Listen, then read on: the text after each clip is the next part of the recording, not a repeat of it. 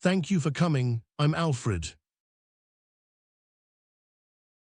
Today you will learn how to create campaign sequence templates.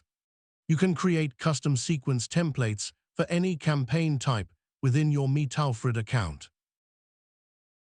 Start by clicking Create Template, then give your template a name and select a category based on the campaign type you're building it for. You'll also choose whether the template is personal or team. Personal templates are saved to your own account. Team templates can be accessed by others on your plan.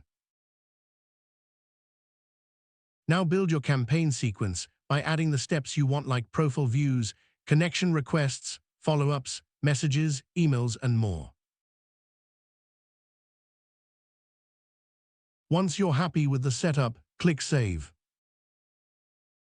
You'll find your saved templates in the Campaign Templates section, where you can manage, edit, or delete them at any time. I'm Alfred. I look forward to helping you again.